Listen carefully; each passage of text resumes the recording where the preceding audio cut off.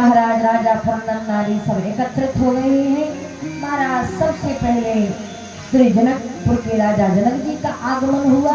महाराज राम और लक्ष्मण और विश्वामित्र मुनि भी आ चुके हैं, सीता महारानी भी पधार चुके हैं। और जब कहीं पर स्वयंवर होता है तो सबसे पहले जनकपुर के भाव को गाया जाता है सबके सामने। तो सब दासों ने मिलकर के वृंदावली को गाया। महाराज वृंदावली को गाने के बाद अब आती है स्वयंवर की बारी। सबसे पहले महाराज जनकपुर की पृष्ठभूमि पर महाराज जगन्नाथपुरी के राजा ने सबसे पहले धनुष को उठाया। लेकिन धनुष को उठाया तो लेकिन वो धनुष नहीं उठा। दूसरा राजा आता वह भी धनुष को उठाता, नहीं उठा पाता। तृतीय आता वह भी उठाता, नहीं उठता। पांचवा आता उससे भी नहीं उठता। महाराज ऐसे कई राजा लोग आ गए, किसी से धनुष नहीं उठा। सब राजाओं ने एकत्रित करके धनुष को उठाया तो भी नहीं उठा। क्यों नहीं उठा सुनिए। जैसे कोई वस्तु है, अगर हम इस वस्तु को नीचे पकड़ करके बैठ जाए और अगर आप इसको ऊपर से उठाने का प्रयास करें तो बताइए उठेगी या नहीं उठेगी? नहीं उठेगी। रावण की कैद में राहु रहता था। देखो राम जी ने केवल धनुष उठाया, न प्रतंचा चढ़ाई न धनुष तोड़ा। सुनिए कैसे हमने यह बात की। महाराज राम जी सबके समकक्ष विराजमान है।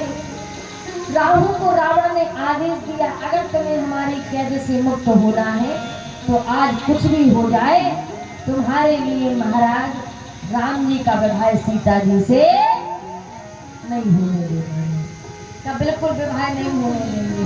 राहु धनुष पकड़ करके नीचे बैठ गया। राहु को समुद्र मंथन में वरदान मिला कि जिस निर्जीव चीज पर नजर पड़े वो पड़ते ही कैसी हो जाएगी, टूट जाएगी। तो महाराज राहु चला रहा है अपने मदमस्तता में। राहु ने धनुष को पकड़ करके बैठ गया। राहु जैसी धनुष को पकड़ करके बैठा, यहाँ पर बाबा ने लिखा कि महाराज पहला राजा आया धनुष को नहीं उठा पाया, दूसरा आया जब कोई नहीं उठा पाया तो जनक जी राज्यसभा में कहते मन को हृदयता के स्वयं नहीं विभाहु, सब पुर नारी राज्ञा घर ही लौट न जाओ। सब राजा लोग सब पुर नारी अपने अपने ग्रह को लौट करके चले जाओ। इस राज्यसभा में कोई भी क्षत्रिय राजा नहीं है जो मेरी बेटी से विवाह का वर्ण कर सके। अब महाराज राहु सोचने लगा कोई भी राज्यसभा में विवाह करने वाला नहीं, और राम जी लक्ष्मण जी गुरु जी के बिना तो विवाह करेंगे ही नहीं। तो राहु ने धनुष को वहीं पर छोड़ा और राहु रावण के पास जा रहा है। लक्ष्मण जी कहने लगे तुमने क्या कहा, कोई क्षत्रिय नहीं है इस राज्यसभा में? हम रघुवंशी क्षत्रिय हैं, हम अपनी धनुष को एक उस प्रकार से तोड़ो छत्तर। आप लोगों ने देखा होगा बरसात के समय में एक छाता होता है, बच्चे कैसे उसको निकाल लेते, इसी प्रकार धनुष को उठा करके एकदम तोड़ देंगे। लक्ष्मण जी के राम जी कहने लगे भैया तुम्हारी शादी नहीं होने, हमारा विवाह होने, तुम बैठ जाओ शांति से, बैठ जाओ लखन, तुम्हें ज्यादा बोलने की आवश्यकता नहीं, बैठ चुपचाप। लखन जी को बिठा दिया। देखा राहु अब चला गया महाराज, अर्ध रास्ते से आगे पहुंच गया है।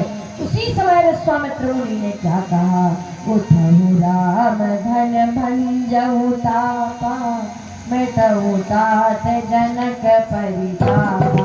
उठहु राम धन भंजहु तापा, मिटहु तात जनक परितापा। श्री राम जय राम जय जय राम, राम जय राम जय जय राम। उठहु राम धन भंजहु तापा, मिटहु तात जनक परितापा। राम जय राम जय जय राम, राम जय राम जय जय राम। उठहु राम धन भंजहु चापा, मिटहु तात जनक परितापा। उठो राम, जनक जी के प्रताप जो संताप बैठा हुआ है मन में, आज तुम उस चीज को मिटा करके आओ महाराज। राम जी उठे और महाराज सबको प्रणाम किया। राम जी ने, राहु ने सुना कि राम के धनुष तोड़ने के लिए आज महाराज राम जी सबको प्रणाम करते, सीता मन ही मन प्रसन्न हो गई, चलो अब मेरी मैया ने सुन ली। लेकिन यहाँ पर मैया सुनी ना सोच रही है, पता नहीं इतने बड़े बड़े राजकुमारों से धनुष नहीं उठ पाया, इस राजकुमार बालक से क्या धनुष उठेगा। तो बगल में खड़ी सखियां कहती हैं ये कोई साधारण नरेश नहीं है, ये स्वयं तीनों लोकों के त्रिलोकीनाथ अवधेश नरेश राजा है, इसलिए इनसे तो धनुष जरूर उठ जाना चाहिए। महाराज सब सोच रहे, सब उपहास उड़ा रहे राम जी का, पता नहीं किससे विवाह होगा, पता नहीं बालक आ रहा है। महाराज राम जी सबके बीच में विचरण करते हैं। महाराज जैसे धनुष के पास आते राम ने सबको प्रणाम किया और प्रणाम करने के बाद जैसे महाराज धनुष को उठाया, राहु आता, राहु ने अपने अंगूठे का स्पर्श देवी से कराया। जैसे उदाहरण के लिए समझिएगा, हम पजनारी में आए तो हम दुर्गा जी को देखने तो आए हैं, लेकिन आए किस लिए? कथा सुनने के लिए। तो सुनने का उद्देश्य क्या है हमारा? कथा सुनना। अगर कोई वस्तु है तो हम शंकर जी के दरबार में कथा सुनने के लिए आए तो हम कथा ही सुनेंगे कि नदियाँ देखेंगे? कथा ही सुनेंगे कि नहीं सुनेंगे? इसी प्रकार महाराज यहाँ पर भी सखियाँ किस चीज के लिए आई हैं? महाराज राहु भी किस चीज के लिए आया? जनक जी ने स्वयंवर भी किसके लिए रचाया? अपनी पुत्री के विवाह के लिए। सखियां राम जी को निहार रही हैं, लेकिन राहु राम जी को नहीं निहार रहा है। राहु किस चीज को निहार रहा है? धनुष को। अगर धनुष टूटेगा तो ही तो राम जी और सीता जी का विवाह होगा, और धनुष नहीं टूटेगा तो विवाह होने वाला नहीं। महाराज इतनी तेज दौड़ लगा करके आता राहु, तो राहु की नजर किस चीज पर पड़ी? राम जी पर नहीं बल्कि मैं धनुष पर। तो महाराज धनुष टूट गया और भगवान श्री सीताराम जी का विवाह हो गया। बोलिए श्री सीताराम भगवान की हो। जैसे महाराज धनुष टूटा, ऊपर तो ढोल नगाड़े धुंधलियां बज रही है कि हमारे परशुराम जी क्रोध में आ गए। किसने धनुष को तोड़ा? लक्ष्मण जी भी क्रोधी है, दोनों एक से हो गए। तो राम जी ने कहा मुझसे अपराध हो गया, मैंने धनुष तोड़ दिया, मुझसे अपराध हो गया। देख कितनी सहनशीलता है, कितनी धैर्यता है राम जी में। तो महाराज परशुराम भले क्रोधी थे, लेकिन वाणी का ही सब कुछ है। वाणी ऐसी बोली मन का आपा खोए, और को शीतल करे आपहु शीतल। सब वाणी का ही कर्म है महाराज। और जैसे इन्होंने वाणी के मुख निस्बत शब्दों को कहा, आंखों से महाराज निश्रद्ध भाव बहने लगे, सुने ना सोचने लगी मैंने अच्छे दामाद को पाया है। परशुराम जी महाराज विराजमान है। और महाराज अब यहाँ पर श्री सीता जी आई, यहाँ आकर के महाराज राम जी के गले में वरमाला को। अब लक्ष्मण जी खड़े हुए थे, बार बार राम जी रुकते नहीं चाहते। लक्ष्मण जी ने जैसे ही भैया को कहा, अरे भैया वाह आपने तो मंगलमय कर दिया, और जैसे प्रणाम करने के लिए लक्ष्मण जी झुके, तो महाराज इतने में श्री राम जी भी अपने भैया को आशीर्वाद देने के लिए झुके महाराज। तो सीता जी ने गले में वरमाला को डाल दिया।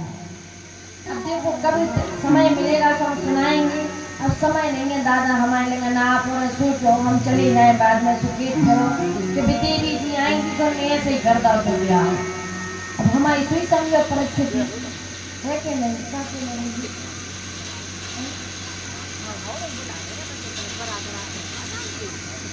मिनटों को तो ऐसी पड़ी है कि दिक्कत भर जाती है देवी जी। हर चीज की जल्दी जल्दी फर्क है। तो शांति से बैठे तुम तुम्हें काय घबरा रहे, सब तो बैठे हैं भैया। बोलिए श्री सीताराम भगवान की। और भैया लक्ष्मण जी कहो जो मड़वा बनाओ तो बेचारे भैया है, रात्रि में तो वो बांस से काट ले गए, जहाँ हम लोग होते बांस काट के भरत गए, हल्दी चढ़ गई पहले है कि नहीं? हल्दी को चढ़े गई भाई हर तुम्हारे नहीं आई अकेली गा गई, दादा हरों ने चढ़ा ली हल्दी डालेगी। अब अपन भगवाती केवल का करवाने में ब्याह, बस अपने कोई सरपंच दादा तो आए नहीं ना हल्दी में, उनको आने तो बताओ कम से कम हल्दी चढ़ी उनके उपलक्ष्य में चढ़ने की। और अब दादा सूत्र हुई हमें तो खबर नहीं मिलती में मिंटू ऐसे ही है, किसी को कुछ नहीं बताता है।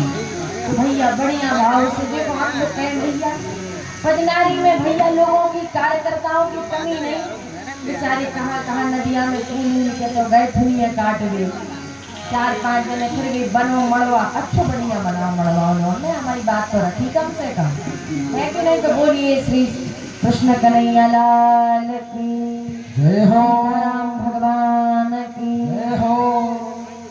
अब महाराज अयोध्या की में भेजा गया कि अब ऐसा ऐसा बन चुका है, महाराज एक दूत को भेजा जाता है। अब देखो संसार भर में तो बारात आए तो दूल्हा साहब घर से ही आए, लेकिन यहाँ तो दूल्हा बिना बाप के ही पधार गए, बारात के बिना ही दूल्हा साहब आ गए हैं।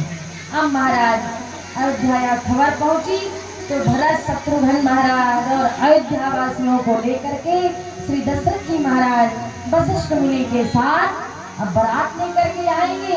यहाँ पर भी भैया पूरी तैयारियां हो चुकी हैं और अब विवाह का समय करीब आ चुका है। ऐसी मोड़ा मोड़ी हमने कहूँ नहीं देखी, जजमानी को मार रहे हम तो जब से देख रहे दादा कभी कह भी नहीं पा रहे हैं। वो संकोची बस जजमान मेरे जा रही हूँ मैं कछु करने में भी तो मोड़ा मोड़ी जजमान कछु ने भूले मोड़ा मोड़ी कोई मोड़ी मोड़ी है कहती। पूरी वृंदावन बिहारी लाल की।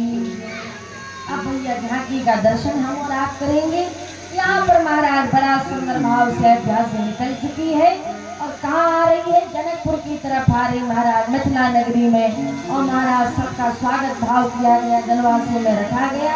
और आइए अब महाराज बुलाए होगा। अब हमारी सीता और रानी को ले आओ भैया, मिंटू अब ले आओ तुम, मिंटू तो जल्दी ही आओ, भैया जल्दी करें दे रहे हैं।